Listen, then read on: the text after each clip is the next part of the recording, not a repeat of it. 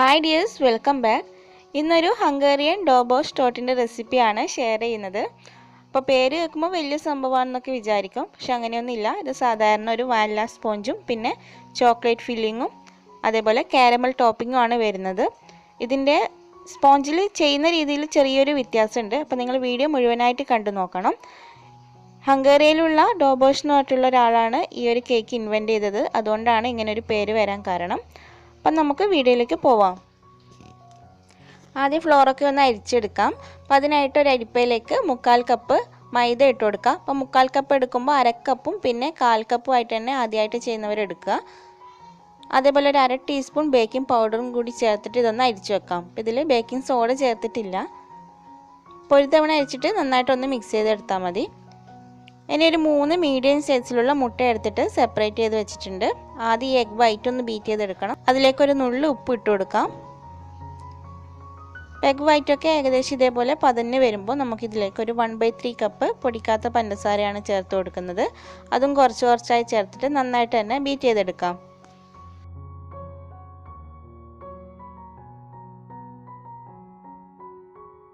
അങ്ങനെ egg white ഇവിടെ beat ചെയ്തെടുത്തിട്ടുണ്ട്. ഇനി ഇതിലേക്ക് ഓരോ യോക്ക് വീതം ചേർത്ത് കൊടുക്കാം. അതിനോടൊപ്പം തന്നെ 1 ടീസ്പൂൺ അളവിൽ വാനില എസൻസും കൂടി ചേർത്ത് കൊടുത്തിട്ടുണ്ട്.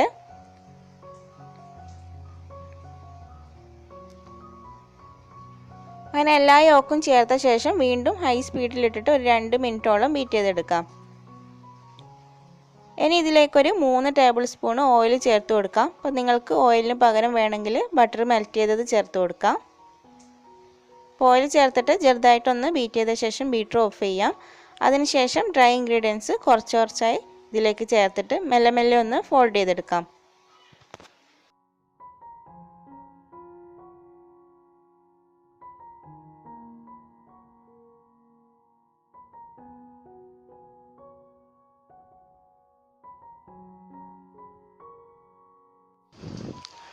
ഈ ഒരു കേക്ക് ബേക്ക് ചെയ്യുന്നതിൽ ചെറിയൊരു വ്യത്യാസമുള്ളത്, ഇത് 6 or 7 തിന്നായിട്ടുള്ള ലെയറായിട്ടാണ് ബേക്ക് ചെയ്യുക.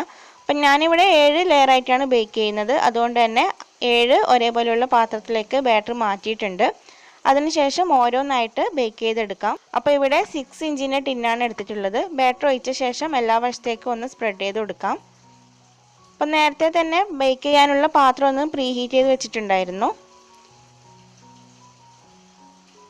ഇനി ഇതൊന്ന് ടാപ്പ് ചെയ്ത ശേഷം പ്രീ ഹീറ്റ് ചെയ്ത് വെച്ചിട്ടുള്ള പാത്രത്തിലേക്ക് ഇറക്കി വെച്ചിട്ട് ആദ്യത്തെ 1 മിനിറ്റ് മീഡിയം ഫ്ലെയിമിലും അതിനുശേഷം സിമ്മിലേക്ക് മാറ്റിയിട്ടാണ് ബേക്ക് ചെയ്യുന്നത്.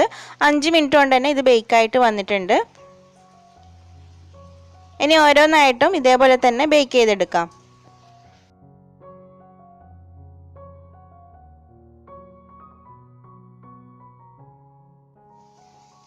അപ്പോൾ അതിനിടയിൽ കേക്കിന് വേണ്ടിയിട്ടുള്ള ഗനാഷ് തയ്യാറാക്കാം. അപ്പോൾ ഇവിടെ 1/4 കപ്പ് ചോക്ലേറ്റ് എടുത്തിട്ടുണ്ട്. ഇത് ഡാർക്ക് കോമ്പൗണ്ടാണ്. ഇതൊരു 100 ഗ്രാമാണ് ഉള്ളത്. അതിലേക്ക് 1/2 കപ്പ് വിപ്പിംഗ് ക്രീം ചൂടാക്കിയിട്ട് ഒഴിച്ചു കൊടുക്കാം. അപ്പോൾ വിപ്പിംഗ് ക്രീമും 100 ഗ്രാം തന്നെയാണ് എടുത്തിട്ടുള്ളത്. അപ്പോൾ ഇത് മെൽറ്റാക്കിയ ശേഷം ഒന്ന് അരിച്ച് വെച്ചിട്ടുണ്ട്. ഇനി ഇത് ചൂടാറാൻ വേണ്ടി മാറ്റി വെക്കാം. പിന്നെ അതിനിടയിൽ ഒരു കാര്യം പറയാൻ, നമ്മുടെ ചാനൽ നെയിം പലരും സെർച്ച് ചെയ്യുന്നത് UMMIS അല്ലെങ്കിൽ UMMIES എന്നൊക്കെയാണ്. കറക്റ്റായിട്ടുള്ള സ്പെല്ലിങ് UMMEES എന്നാണ്. അപ്പോൾ അതേപോലെ ഉമ്മീസ് കിച്ചൺ എന്ന് മുഴുവനായിട്ട് സെർച്ച് ചെയ്യാൻ വേണ്ടിയിട്ട് ടൈപ്പ് ചെയ്ത് കഴിഞ്ഞാലേ അത് സെർച്ച് ലിസ്റ്റിൽ വരുന്നുള്ളൂ. അപ്പോൾ അതൊന്ന് നിങ്ങൾ ശ്രദ്ധിക്കണം. അപ്പോൾ എല്ലാ കേക്കും ഇവിടെ ബേക്ക് ചെയ്തെടുത്തിട്ടുണ്ട്.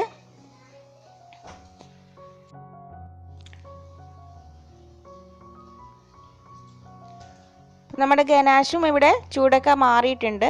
ഇനി ഇതൊന്ന് ഫ്രിഡ്ജിൽ വെച്ചിട്ട് 2-3 മണിക്കൂറെങ്കിലും സെറ്റ് ചെയ്ത് വെച്ചിട്ട് നല്ലൊരു സ്പ്രെഡബിൾ ആയിട്ടുള്ള കൺസിസ്റ്റൻസിയിലേക്ക് ആക്കിയെടുക്കണം. അപ്പം ഞാനിത് അങ്ങനെ മുഴുവനായിട്ട് ഗനാഷ് വെച്ചിട്ടല്ല ചെയ്യുന്നത്. അതുകൊണ്ട് തന്നെ ഒരു 1/2 മണിക്കൂർ ഫ്രീസറിൽ വെച്ചെടുത്തതാണിത്.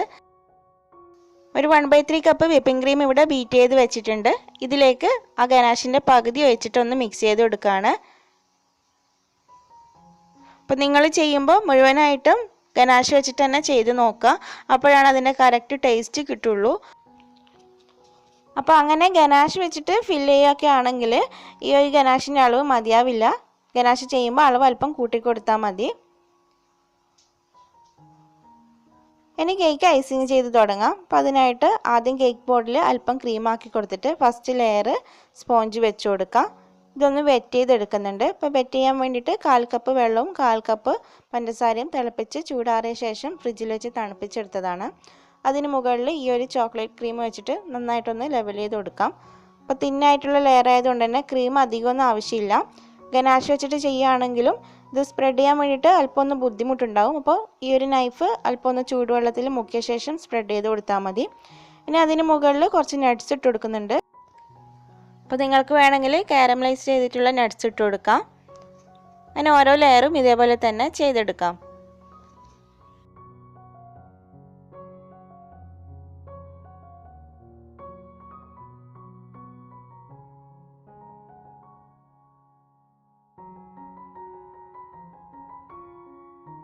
അപ്പോൾ ഈ ഒരു കേക്ക് ഐസിങ് ചെയ്തെടുക്കുമ്പോൾ 6 ലെയർ മാത്രമേ ഇതിൽ യൂസ് ചെയ്യുന്നുള്ളൂ. ഒരു ലെയർ അവിടെ മാറ്റി വെച്ചിട്ടുണ്ട്.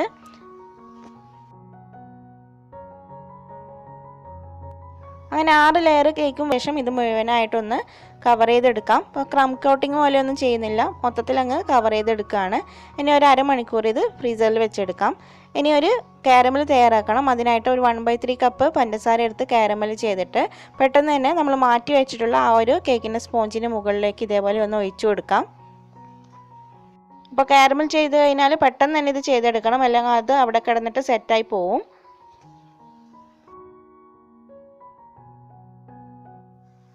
ഇനി ഇതിന് മുകളിൽ 8 പീസായിട്ട് ഇതേപോലെ ഒന്ന് മാർക്ക് ചെയ്ത് കൊടുക്കാം.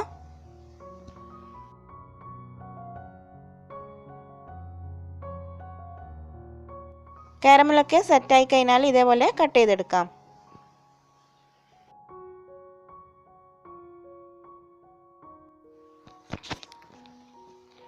അരമണിക്കൂറിന് ശേഷം കേക്ക് ഫ്രീസറിൽ നിന്ന് പുറത്തെടുത്തിട്ടുണ്ട്. ഇനി ബാക്കി വെച്ചിട്ടുള്ള ഗനാഷ് ചെറുതായിട്ടൊന്ന് ഡബിൾ ബോയിൽ ചെയ്ത ശേഷം ഇതിന് മുകളിലേക്ക് എല്ലാ വശത്തേക്കും ഒന്ന് ഒഴിച്ചു കൊടുക്കാം.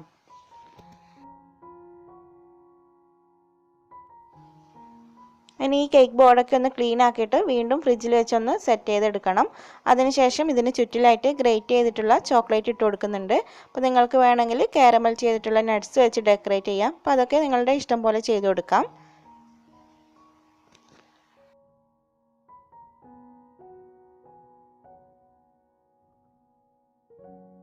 അപ്പോൾ ബാക്കിയുള്ള ക്രീം വെച്ചിട്ട് മുകളിൽ ഇതേപോലെ ഫ്ലവർ ആക്കി കൊടുക്കുന്നുണ്ട്.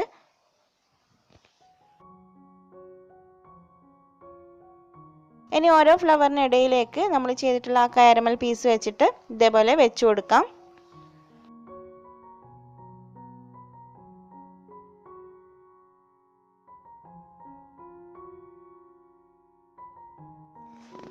അങ്ങനെ കേക്ക് ഇവിടെ റെഡി ആയിട്ടുണ്ട്. ഇനി ഇത് ഫ്രിഡ്ജിൽ വെച്ച് നന്നായിട്ട് സെറ്റാക്കിയ ശേഷം കട്ട് ചെയ്ത് കഴിക്കാം. അപ്പോൾ ബേസിൻ്റെ വെയിറ്റ് കൂടാതെ 650 ഗ്രാമാണ് ഈ ഒരു കേക്കിൻ്റെ വെയിറ്റ് വരുന്നത്. ഇതേപോലെ ചോക്ലേറ്റ് ക്രീം വെച്ചിട്ട് കവർ ചെയ്യുകയാണെങ്കിൽ ഈ ഒരു കേക്കിൻ്റെ റേറ്റ് വരുന്നത് 900 രൂപയാണ്. അതേപോലെ കംപ്ലീറ്റ് ആയിട്ട് ഗനാഷ് വെച്ചിട്ടാണ് ചെയ്യുന്നതെങ്കിൽ 1000 രൂപ വരെ നമുക്ക് വാങ്ങിക്കാം. അപ്പോൾ ഇത്രയേ ഉള്ളൂ ഇന്നത്തെ വീഡിയോ നിങ്ങൾക്ക് ഇഷ്ടമായിട്ടുണ്ടെങ്കിൽ ലൈക്ക് ചെയ്യാനും ഷെയർ ചെയ്യാനും ചാനൽ സബ്സ്ക്രൈബ് ചെയ്യാതെ ആരെങ്കിലും വീഡിയോ കാണുന്നുണ്ടെങ്കിൽ പ്ലീസ് ഒന്ന് സബ്സ്ക്രൈബ് ചെയ്യാനും മറക്കരുത്. അപ്പോൾ മറ്റൊരു ദിവസം നല്ലൊരു റെസിപ്പിയുമായി വീണ്ടും കാണാം. Thanks for watching.